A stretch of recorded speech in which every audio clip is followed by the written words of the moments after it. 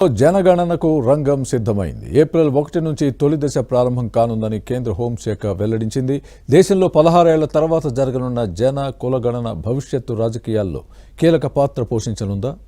జనగణన పూర్తయిన వెంటనే నియోజకవర్గాల పునర్విభజనపై కేంద్రం ఫోకస్ పెట్టనుందా? విపక్షాల అభ్యంతరాలేంటి?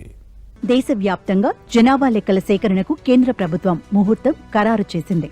దేశంలో తొలిసారిగా డిజిటల్ విధానంలో జరగనున్న జనగణనకు రంగం సిద్ధమైంది. దేశంలో జనగణన 2027 తొలి విడతలో భాగంగా అన్ని రాష్ట్రాలు, కేంద్రపాలిత ప్రాంతాల్లో ఏప్రిల్ 1 నుంచి సెప్టెంబర్ 30 వరకు ఇళ్ల వివరాలను సేకరించనున్నారు.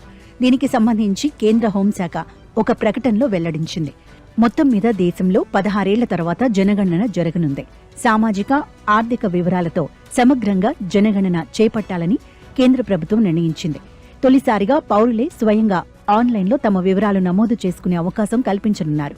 జనాభా లెక్కల సేకరణకు 13,000 కోట్లకు పైగా వెచ్చించనున్నారు.